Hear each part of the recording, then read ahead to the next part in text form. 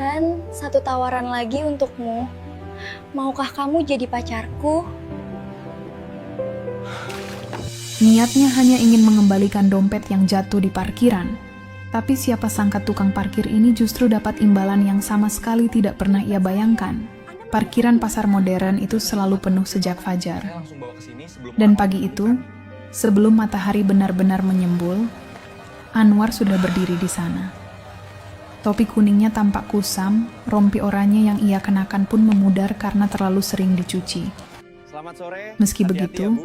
ia tetap tegap berdiri, Semoga harinya tersenyum menyenangkan. seadanya pada setiap pengunjung yang lewat. Di balik penampilan lusuh itu, sebenarnya wajahnya cukup menarik. Bahkan beberapa ibu-ibu yang lewat sering menggoda kecil menyebutnya ganteng. Tapi bagi Anwar, pujian singkat itu tak berarti apa-apa dibanding perjuangannya mencari nafkah setiap hari. Saat sedang memandu sebuah mobil untuk keluar, matanya menangkap sesuatu di dekat tiang besi penanda parkir. Sebuah dompet wanita, warna krem, terlihat mahal dan bersih, kontras dengan tanah berdebu di sekitarnya. Anwar menunduk, mengambilnya, dan tanpa sadar memeriksa isinya. Tidak ada uang sama sekali, hanya beberapa kartu dan satu KTP berisi foto seorang perempuan muda, wajahnya cantik, usia 22 tahun. Nama tertulis jelas, Vina Amanda. Cantik juga orangnya, gumamnya pelan.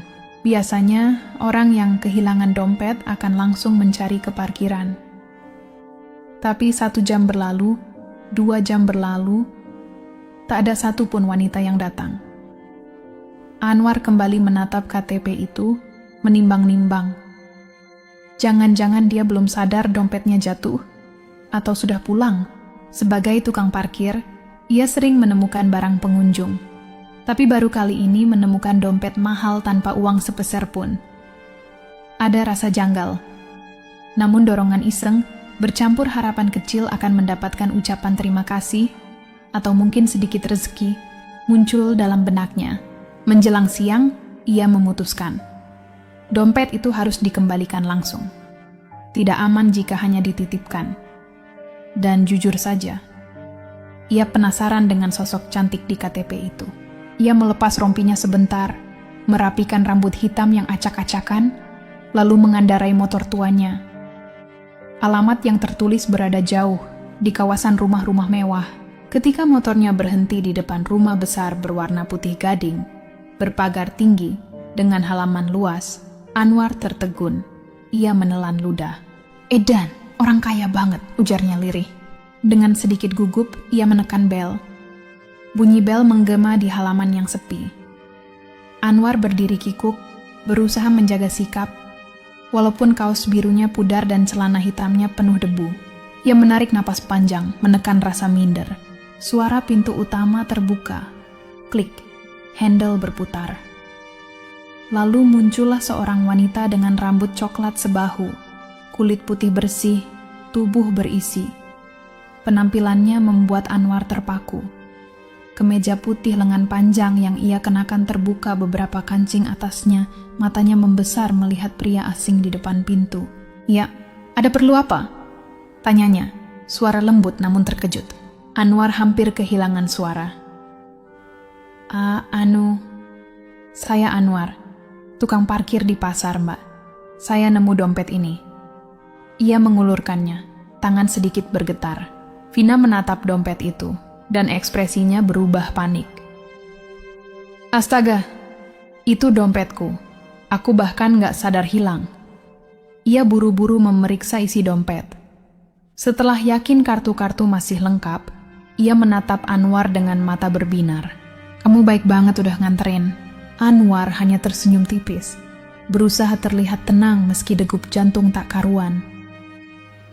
"Saya pikir Mbak belum sadar kehilangannya, jadi ya, saya antar langsung, soalnya penting." Vina memandangnya dari atas sampai bawah. Meski tampak sederhana, pria itu punya wajah bersih, hidung mancung, tatapan hangat. Senyumnya tipis tapi terasa tulus. Ada sesuatu yang membuatnya merasa nyaman. "Tunggu sebentar ya, masuk dulu," ujarnya. Belum sempat menolak, Vina sudah membuka pintu lebih lebar. "Hah? Masuk?" Anwar terkejut. Iya, masa jauh-jauh nganter dompet cuma sampai depan pintu? Dengan hati campur aduk antara senang, canggung, dan penasaran, Anwar melangkah masuk. Aroma parfum lembut menyambutnya. Ruang tamu terlihat mewah, sofa abu muda, karpet tebal, suasana harum. Anwar merasa seperti masuk dunia yang berbeda. Vina duduk santai, menyilangkan kaki. Dari sudut manapun penampilannya terlihat memesona. Duduk aja, ujarnya. Anwar duduk canggung, menaruh topi kuning di pangkuan. Makasih, Mbak. Namamu Anwar, tukang parkir di pasar ya? Iya, sudah setahun kerja di situ. Vina mengangguk, lalu sedikit condong ke depan. Jujur ya, kamu itu ganteng. Ia tertawa kecil. Anwar merasa pipinya panas. Makasih. Sesaat hening. Lalu Vina menarik napas panjang. Aku mau cerita sesuatu, tapi jangan kaget. Anwar menelan ludah. Apa itu? Vina menatapnya, ekspresinya jujur. Mungkin terlalu jujur. Aku ini Ani-Ani, simpanan seorang lelaki. Namanya Om Rudi. Rumah ini bukan rumahku. Rumah dia. Dia tinggal sama keluarganya di tempat lain. Kalau dia mau, dia datang ke sini. Kalau enggak, aku sendirian. Kata-kata itu membuat Anwar terdiam. Ia tahu, ia tidak punya hak untuk menilai hidup seseorang. Tapi tetap saja, pernyataan itu terasa seperti tamparan halus pada nuraninya. Vina tersenyum kecut, menatap Anwar dengan mata yang sedikit penuh kesedihan. Ia tahu, orang-orang pasti akan jijik jika mendengar statusnya.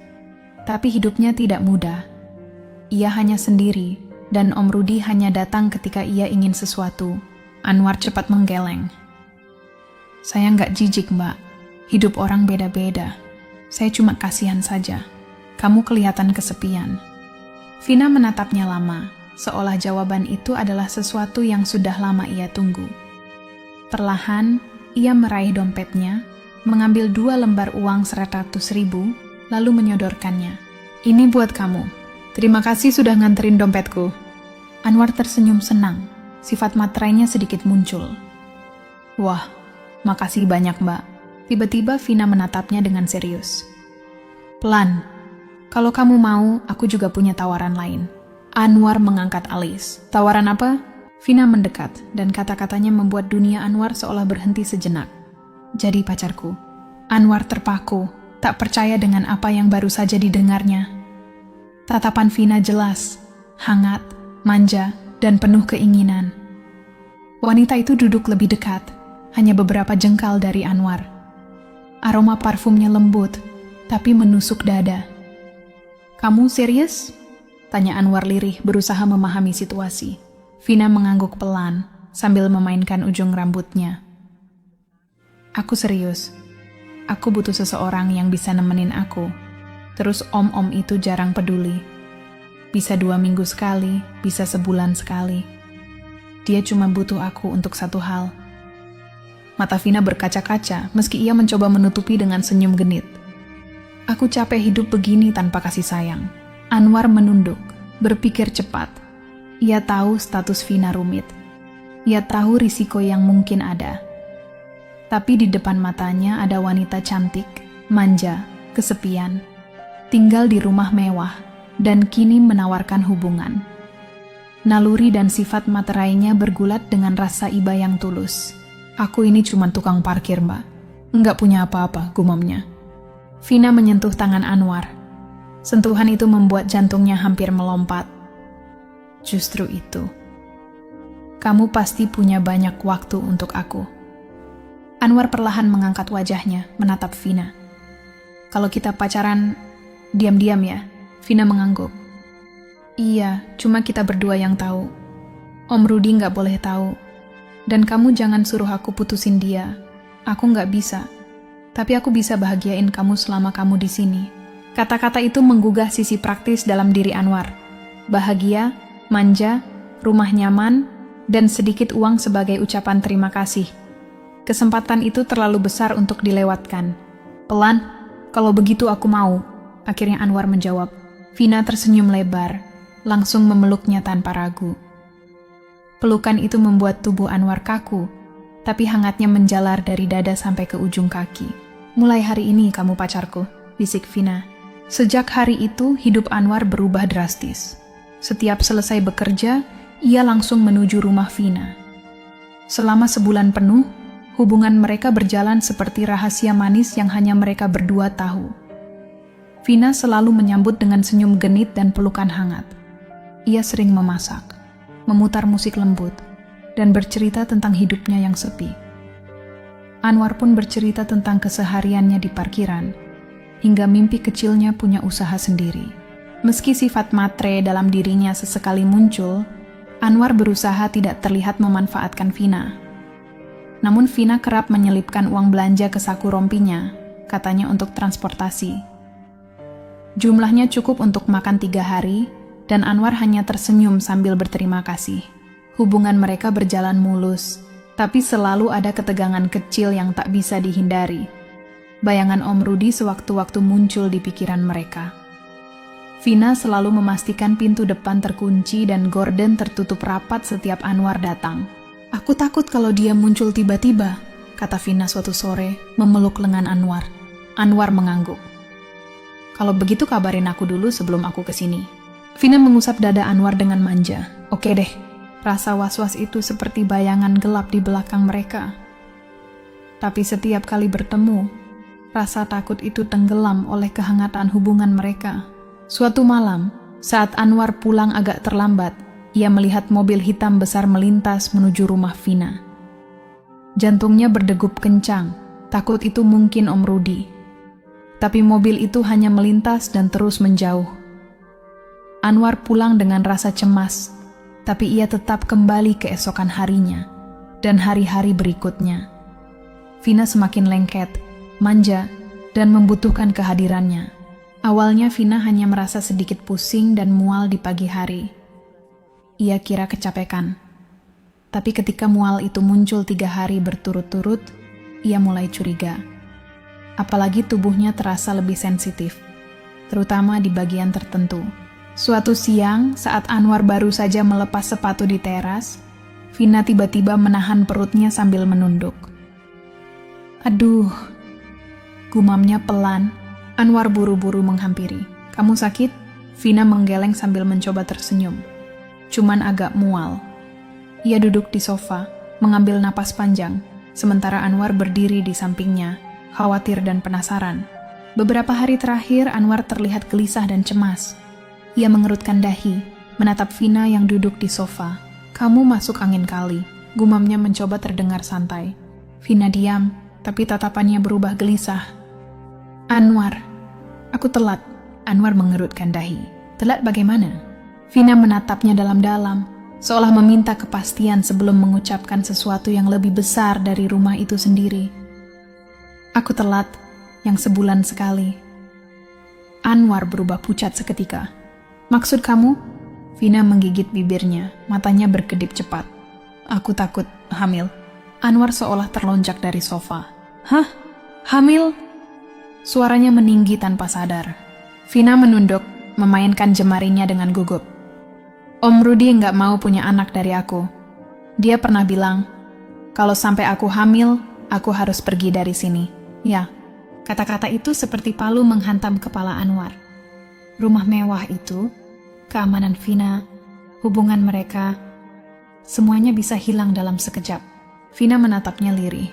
"Anwar, kalau benar aku hamil, ini jelas anak kamu." Anwar meraba rambutnya yang acak-acakan, mencoba bernapas normal. "Kita harus pastiin dulu. Kita beli test pack." Vina mengangguk pelan, wajahnya pucat tapi penuh harap. "Iya, tapi aku takut hasilnya." Anwar menatapnya penuh kekhawatiran. "Tenang, apapun hasilnya, kita cari jalan keluar." Sore itu, mereka pergi ke minimarket agak jauh, agar tidak ada yang mengenali. Di rak obat bagian belakang, Vina mengambil 2 kotak test pack. Tangannya gemetar ketika menyodorkannya ke kasir. Anwar berdiri di sampingnya, mencoba tenang meski jantungnya berdegup kencang. Setelah membayar, mereka cepat-cepat kembali ke rumah. Sesampainya di kamar mandi, Vina menatap test pack itu seperti benda yang bisa meledak kapan saja. "Aku deg-degan banget." gumamnya sambil memeluk diri sendiri. Anwar menatapnya lembut. Aku tunggu di luar. Kalau kamu butuh apa-apa, panggil aku. Vina masuk dan menutup pintu. Anwar berdiri di luar kamar mandi, mondar-mandir sambil menggigiti kuku. Waktu terasa berjalan sangat lambat. Suara air, tisu yang disobek, dan helaan napas Vina terdengar samar. Beberapa menit kemudian, pintu terbuka pelan. Vina keluar dengan wajah pucat, matanya merah. Ia tidak berkata apa-apa, hanya mengangkat tespak dengan tangan gemetar. 2 garis merah terang terlihat jelas. Anwar menatapnya, dunia seakan berhenti. Tespak itu nyata, dan begitu juga kehamilan Vina. Jadi, benar? Tanyanya pelan. Vina mengangguk, mulai menangis. Anwar, aku hamil. Aku beneran hamil. Anwar meraih bahunya. Hei, jangan nangis.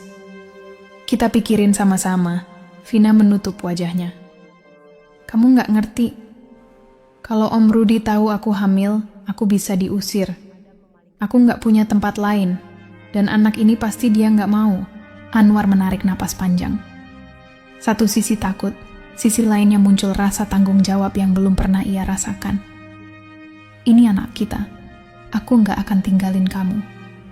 Vina memandangnya dengan mata berkaca-kaca. Tapi kamu cuma tukang parkir, Anwar. Hidup kamu aja susah. Kita bisa apa? Anwar menggenggam tangan Vina tegas, sesuatu yang jarang ia lakukan. Kita bisa cari cara. Yang penting kamu jangan takut dulu. Vina memeluknya erat, tubuhnya bergetar. Aku sayang kamu, Anwar. Tapi aku takut. Anwar memejamkan mata. Aku juga takut. Tapi kita harus siapinya. Hari-hari setelah Vina mengetahui kehamilannya, suasana rumah selalu tegang. Vina lebih gelisah, mudah kaget oleh suara apapun, dan terus memegang perutnya seolah mencari ketenangan. Anwar pun datang selalu hati-hati, memastikan tidak ada mobil mencurigakan di sekitar. Namun suatu sore, saat Anwar baru tiba dan hendak mengetuk pintu belakang seperti biasa, terdengar suara mesin mobil berhenti di depan rumah. Suara pintu mobil terbuka keras, langkah kaki berat, dan laki-laki menggerutu terdengar jelas. Anwar spontan bersembunyi di balik tembok samping. Napasnya tercekat. Vina yang mendengar suara yang sama dari dalam rumah pucat seperti kertas. Ia berlari ke jendela kecil, mengintip, dan hampir menjerit ketika melihat siapa yang datang. Om Rudi. Tubuhnya besar, perut buncit, wajah kusam tapi berpakaian rapi. Ia berjalan sambil menenteng tas kecil, langsung menuju pintu utama dan menekan bel. Vina menutup mulut dengan kedua tangan, tubuhnya gemetar. Ia berlari ke dapur, membuka sedikit pintu belakang tempat Anwar bersembunyi. Wajah mereka langsung bertemu. Dia datang, bisik Vina hampir tak terdengar. Anwar mengangguk cepat. Aku sembunyi dulu, kamu buka pintunya. Pura-pura nggak ada apa-apa. Vina panik. Aku takut, gimana kalau dia curiga? Anwar meraih tangannya sebentar. Tenang, jangan tunjukin apa-apa. Kamu harus kuat. Aku bakal ngumpet dulu di luar. Begitu dia pergi, kamu kabarin aku. Vina mengusap wajahnya, mencoba menghapus ketakutan. Oke. Anwar lalu melompat ke sisi rumah, menunduk sambil mengendap di balik pagar tanaman. Napasnya tersekat tapi matanya fokus mengamati situasi. Vina menarik napas dalam-dalam, lalu membuka pintu depan. Senyum terpaksa ia pasang. Om, kok mendadak datangnya? Om Rudi masuk tanpa menunggu dipersilakan. Kamu kelihatan pucat sakit. Vina cepat menggeleng. Enggak, cuma capek. Tangan kirinya refleks menyentuh perut, tapi cepat diturunkan. Di luar jendela samping, Anwar mengintip. Setiap gerakan Vina, setiap kata, terasa krusial. Sedikit saja salah bicara, semuanya bisa hancur. Om Rudi duduk di sofa ruang tamu, menatap Vina dengan sorot mata penuh heran. Vina berusaha bersikap tenang, meski keringat dingin menetes di pelipisnya. Sementara itu, Anwar menempel di dinding luar jendela, seperti bayangan gelisah yang siap lari kapan saja. Kenapa kamu terlihat gelisah? Tanya Om Rudi, membuka kancing jasnya. Nada suaranya berat dan memaksa. Vina menelan ludah. Capek aja om, rumah kan besar, aku bersih-bersihin sendirian. Om Rudi menghela napas. Makanya saya bilang, pakai ART. Saya bisa bayarin. Kamu tinggal pilih. Vina tersenyum lemah. Aku malu om, ribet ngajarin orang lain. Om Rudi menoleh ke sekeliling rumah, mencium aroma yang asing baginya. Rumah ini bau parfum cowok. Ada yang bertamu? Jantung Vina tercekat. Itu parfum laundry om. Jawabnya cepat. Om Rudi mengangguk pelan, tapi tatapannya masih penuh keraguan. Ia lalu berdiri, berjalan ke arah dapur sambil membuka pintu kamar mandi. Vina mengekor di belakangnya, jantungnya berdebar kencang. Tiba-tiba terdengar suara kecil dari luar jendela belakang. Sebatang ranting patah di bawah kaki Anwar. Om Rudi menoleh tajam. Apa itu? Vina tersentak. Kucing biasanya suka naik pagar, gumamnya, berusaha terdengar santai. Om Rudi mendekat, membuka gorden sedikit. Anwar menahan napas, berjongkok menutupi wajah dengan topi kuningnya. Bila Om Rudi melihat lebih lama, semuanya selesai. Tapi Om Rudi hanya mendengus, menutup gorden, dan kembali duduk. Aku mau inap di sini malam ini, katanya tiba-tiba. Vina membeku. Anwar di luar merasakan darahnya seakan berhenti mengalir. Jika Om Rudi menginap, mereka tidak punya cara untuk pergi tanpa ketahuan. Malam itu, rumah mewah terasa seperti sangkar. Om Rudi sudah tidur di kamar. Vina duduk di sofa, tangan menyentuh perutnya, wajah pucat. Anwar bersembunyi di balik tirai jendela, menatapnya penuh kekhawatiran. Anwar, aku nggak tahu harus gimana, bisik Vina, matanya berkaca-kaca. Kalau dia tahu aku hamil, pasti aku diusir. Anak ini, kita bisa apa? Anwar menempelkan wajahnya di jendela, berusaha menenangkan diri. Kita harus keluar dari sini, Vina. Malam ini juga, aku nggak mau tunggu sampai dia tahu. Vina mengangguk perlahan. Tapi keluar dari rumah ini, artinya kita nggak punya apa-apa lagi. Kamu siap? Anwar menatapnya tajam. Aku nggak peduli. Aku cuma peduli sama kamu dan anak kita. Kita pergi sekarang, bisiknya. Vina menggenggam tangannya erat. Aku takut, Anwar. Aku juga. Tapi lebih takut kalau kita tetap di sini, jawabnya. Mereka menuruni tangga samping rumah, berpegangan erat. Hujan kecil mulai turun, menutupi jejak kaki mereka. Rumah mewah yang dulu terasa nyaman, kini seperti penjara emas. Beberapa menit berjalan, mereka tiba di gang sepi. Anwar berhenti sebentar, menatap Vina. Kita nggak punya rumah sekarang, tapi kita punya satu sama lain. Vina tersenyum pelan, air mata tetap mengalir di pipinya. Aku percaya sama kamu, Anwar. Anwar merangkulnya, menepuk punggungnya lembut. Hujan semakin deras, tapi mereka tetap melangkah maju, menuju dunia baru. Tanpa kemewahan, tanpa keamanan palsu, hanya mereka berdua, dan anak yang akan lahir sebagai harapan baru.